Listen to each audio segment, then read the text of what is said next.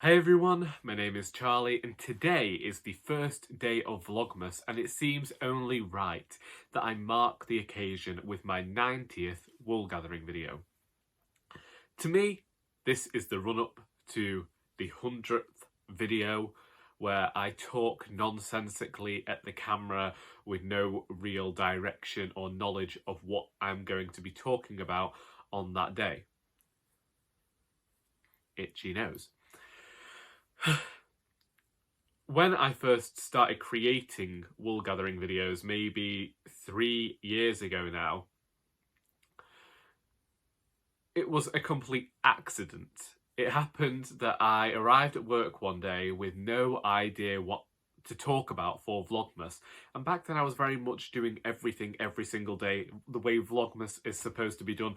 There were a few pre-recorded bits, but mostly the year that I'm talking about, I would record a clip in my car and being unable to edit it at the time, this was when my computer was dying, I would just ramble for every single day about a topic that had come into my head, and one day there was no topic there. I just talked at this camera for 10 minutes and it developed into this series of videos where I just spout forth about things that are in my head.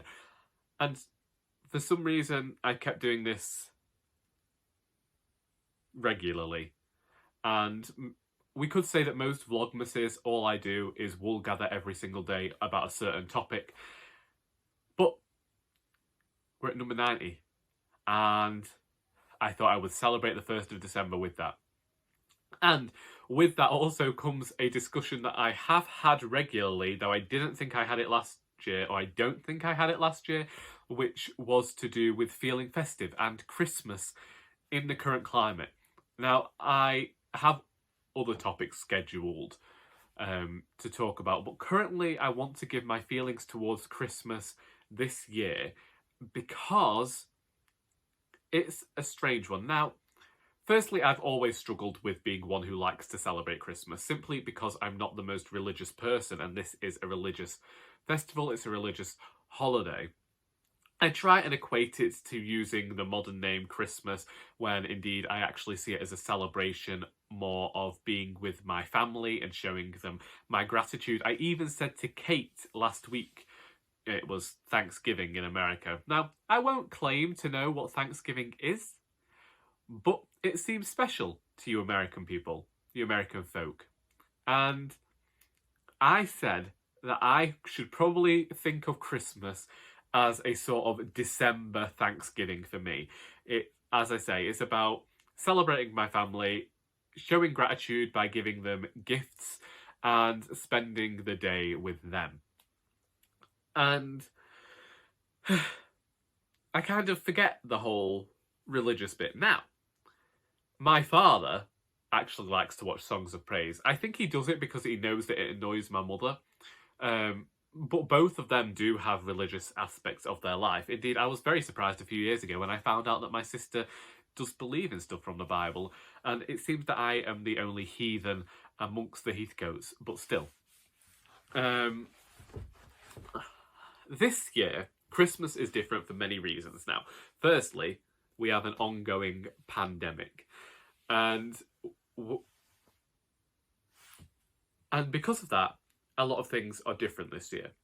And the year has simultaneously flown by.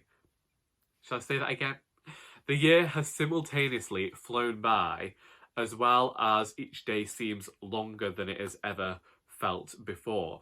Earlier this year, when we were in our first lockdown in Britain, I felt that I was being my most creative and I was getting a lot more done. I feel that where I am currently, I am not feeling like the same person I was at the start of the year. And I don't like to say these things. I think that we are people who, I think people are constantly going through a change as we discover more about ourselves, more about our beliefs. Things happen and it changes our perspective, and I would never like to explicitly state a change because oftentimes I think that they just come naturally and people see them. I think as long as you're living your life with kindness then really don't worry about what other people are thinking about. But this year, I know that there have been times where I've been grumpier than usual, and this grumpiness has come from a world that has shown me that there are a lot of mean-spirited people in it. But during the first lockdown, when I felt that I was being more creative, I can't really think where originally my thoughts were going with this. Another good thing about Woolgathering. But with the lockdown the first time around, when I was being more creative and I was walking more through the countryside and spending a lot more time at home, I felt like I was living my best life. So then when I went back to work, it felt more like an imposition. Now, this isn't how it should feel. And many people would then think, well, Charlie, maybe you ought to work towards that being your life. Which has been a goal for a while. It's just that whilst people enjoy my books, and I've said this all year round, and they review them and they're kind about them, it doesn't lead to people buying my books, strangely. Which is fine. You know, nobody has to purchase them. I'm not enforcing it. But they do make good Christmas presents. I should have used that as a side note. Side note, my books make good Christmas presents. I think the year that I first released Our Doris back in 2015, I had to do bulk orders in September because quite a few people put in Christmas orders, which worked out quite well for me, I must say. It also happened that this was the first book, and in terms of Our Doris, a lot of people had been waiting for 4 years for that book. Not anyone online. I didn't have this presence then, but I had been going around and reading portions of Doris for 4 years, and people were just kind of excited to see what she'd get up to when she finally got a full novel. Anyhow, I am not ready for Christmas. The year, whilst I say about it moving slowly, moving quickly, I am at the stage where I was a few years ago where I don't feel festive. I think that part of the festivity for me comes from this sense of community and this sense of everyone around you being excited for the event.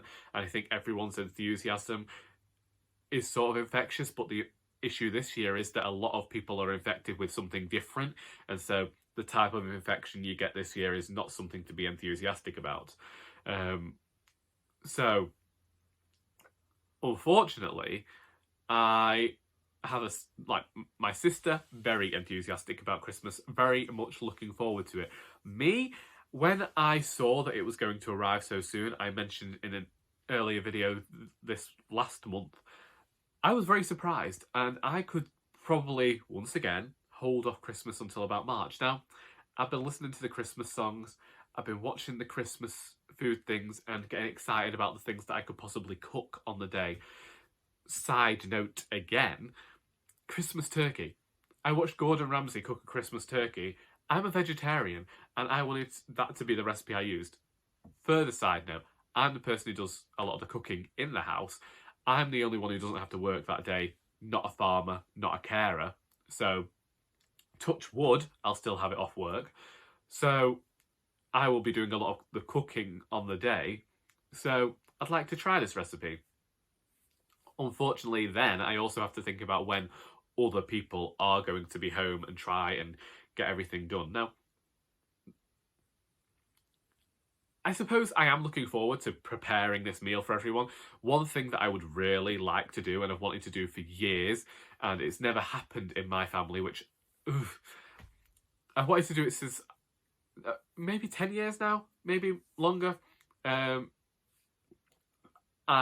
it was just to do like a 3-course Christmas meal. I very much like making soup. I'm making soup today, in fact. Leek and potato. I would like to be able to have some soup there prepared for my family, give them soup to start, give them the flaming Christmas dinner that I won't be eating because I don't eat meat. So then I'll have my own flaming Christmas pie if I can remember how I made it last year.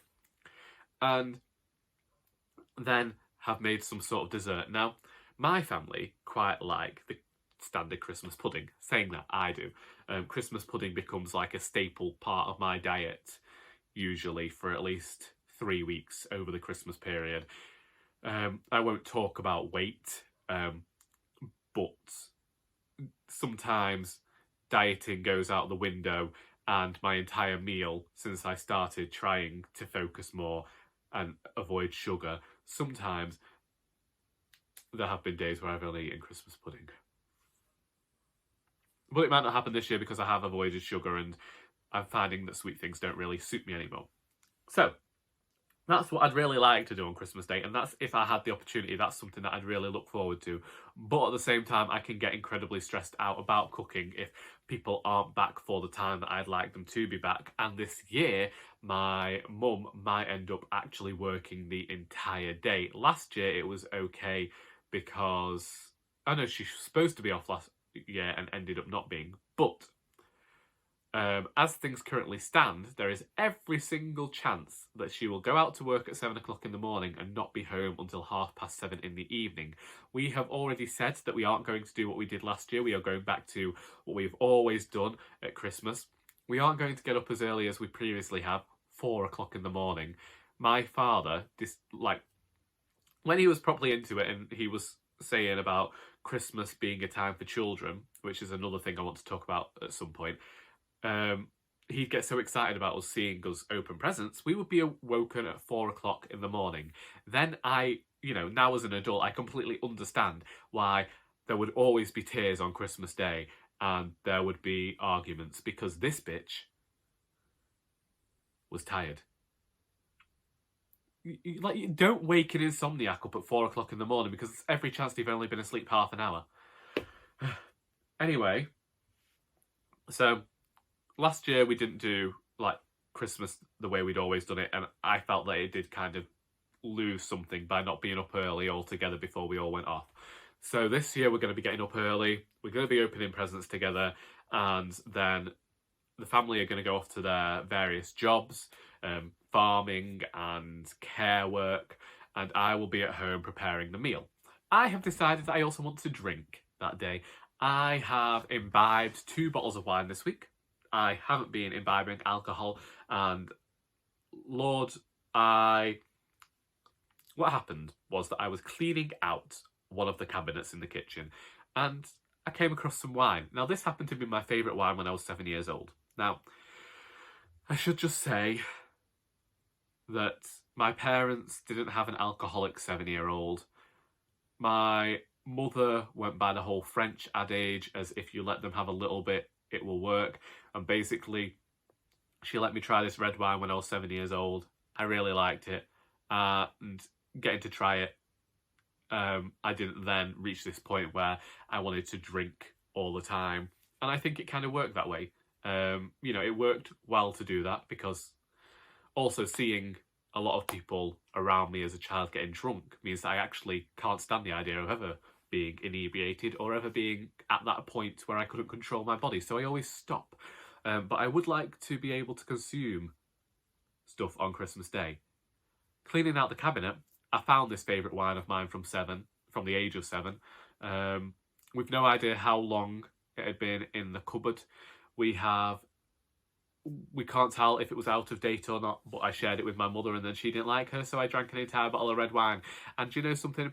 It was too sweet for me at the age of 28, so I decided to wash that down with a bottle of white wine. But I did share that with my mother. And so I do have plans for Christmas Day, but they are plans where I could quite easily do that any day of the week.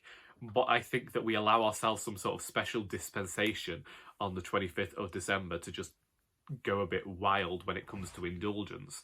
Not that I can indulge much anymore, because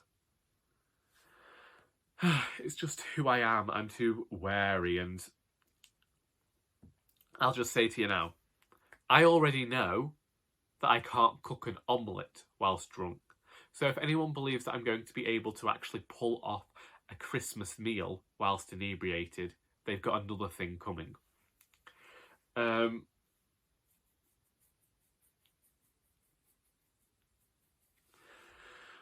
So I suppose that whilst I'm not feeling festive, I am excited about that aspect of the day possibly being spent together, but then the day isn't spent together, is it?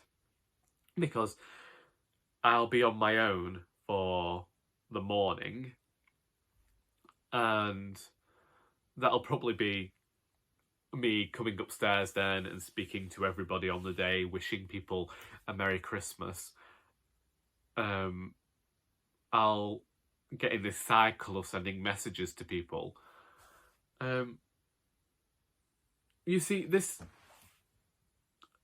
I've always said Merry Christmas without giving much thought to the Christ Mass part of it.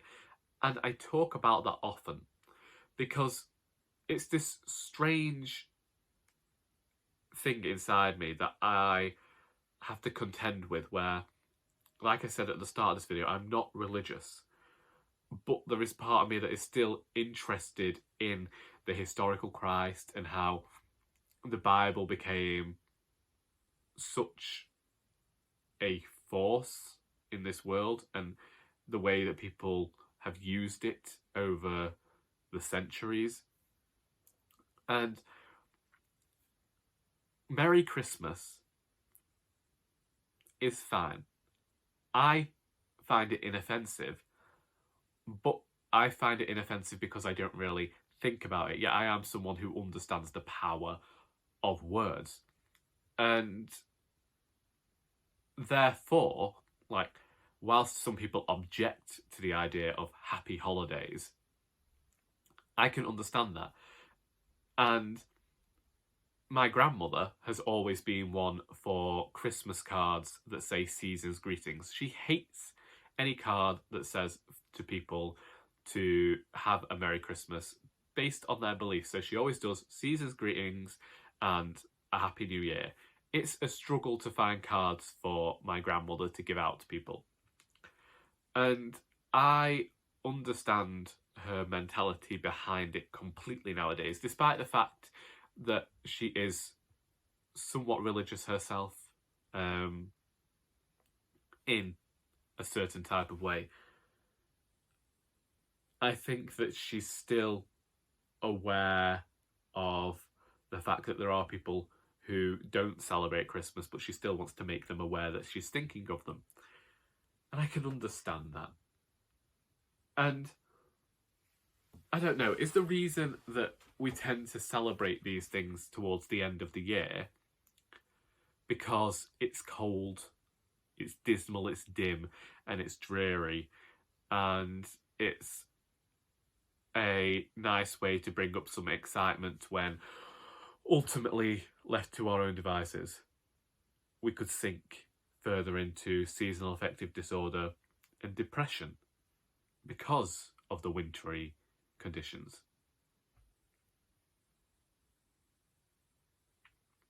I don't know. Was there anything more I wanted to talk about?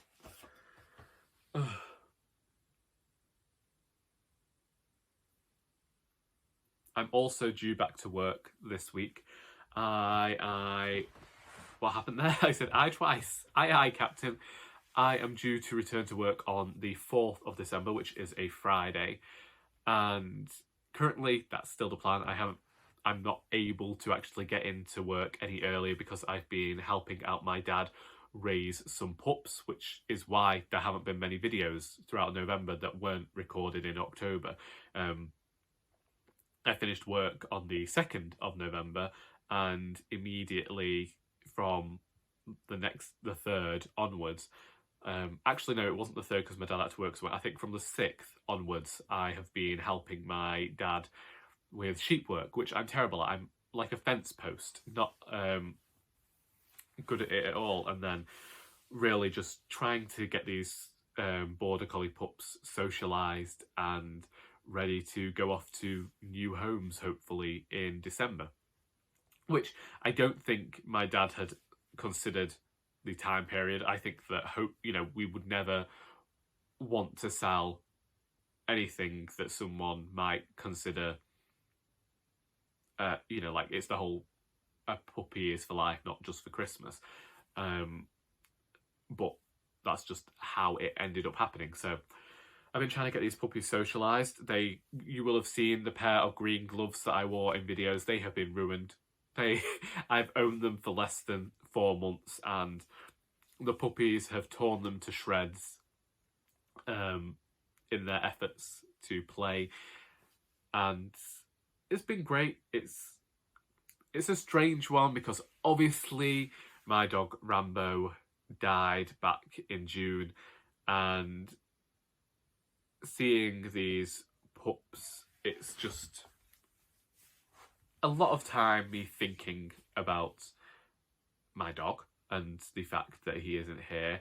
And I remember the first Christmas we had him, it was the only Christmas he had without another dog in the house, because the next year we got Titch and we got Lucky.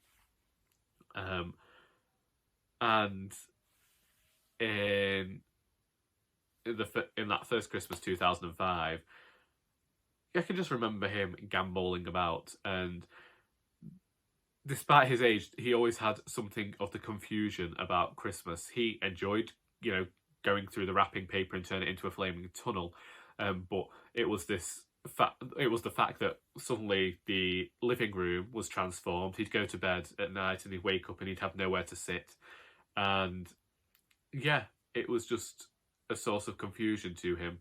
And so there's something within me that, even though he was a dog, and I know for a fact that he didn't know what Christmas was, there's still something there that I'm going to miss, seeing him just playing with wrapping paper. He didn't do it much when he was elderly, but it was nice to have him there, and he'd just go around seeing what everyone had got. And like I say, he had absolutely no idea, but in your human head, you try and give him some sort of, is it personification? You try to make out like you try to give human traits to the dog. And so try to say that he was inquisitive when there's every chance he was not inquisitive at all, and there's every chance he did not actually care, but it's nice to think that he did. So being around these puppies has given me the sensation of, it's just emphasised for me what I have lost. But, there are other dogs that I have fussed, and I get to fuss, and indeed I have bruises all over my legs because my younger brother has a border collie called Roy, who just jumps up at me, and he comes out of his shed and he runs straight across that field incredibly quickly, and he keeps slamming into my legs and then jumping up, and I don't think he's aware of his own strength. That's been something strange as well. These dogs were somewhat wary of me before, but the more that I've gone to them, they've warmed up to me. I also think it's my persistence in making everybody like me. That's probably another issue for a psychologist one day, but not today. So if a dog is ever wary of me or doesn't want to play at all, then I go and find another dog in the field that does, and eventually they develop some sort of sensation of being left out and want to be my closest friend.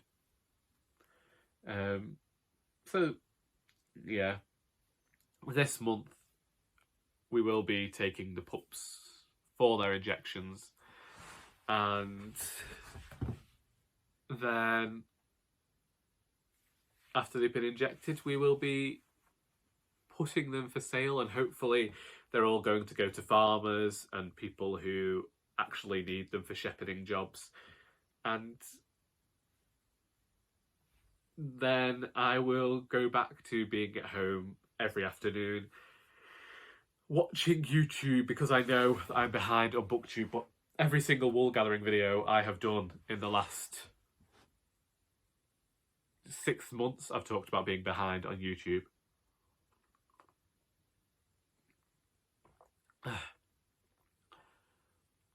But again, to get back to talking about work, which I will be returning to on Friday, I've discovered that people have actually been going into the shop and doing a click and collect service, which I had been informed might be happening, but I had never been told that it actually started.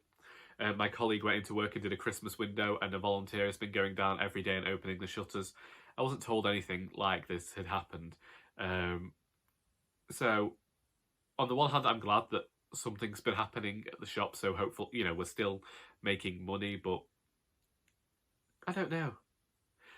I have this strange wonder whether, because of being back at work and seeing the children excited for Christmas when they come in and the customers trying to buy last minute funny gifts, whether that might inspire some festive feeling within me.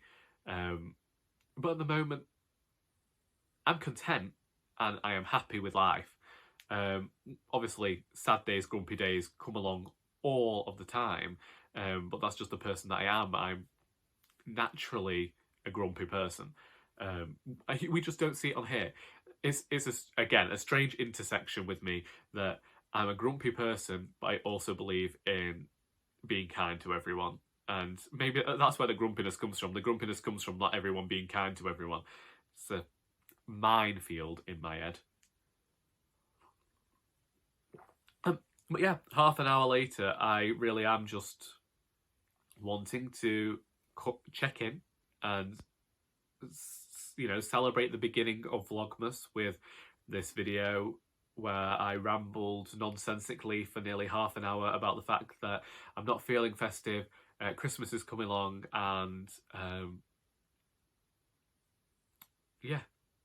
Oh, I should actually ask though. Let me put that down. I was asking for ideas for Vlogmas videos because I have a long list of them planned out here, but I have some gaps that need filling. And well, I asked on Twitter, people got in touch, and people asked for, someone asked, I think it was Emma of Emma Rosen Books, asked for Christmas traditions. And me and my sister were talking, and she says we don't have any Christmas traditions. I can't think of any Christmas traditions. I tried to say that I was poor, so we didn't have Christmas traditions, and then my sister said that I can't play the poor card anymore, so I mean, I am still reliably poor. She just means that I can't say that's not why we didn't have traditions, because there are many people who were in the same sort of economic background as we were who do have traditions. Therefore, I have had a better idea for a video, or a idea for a video. I don't know whether it's better.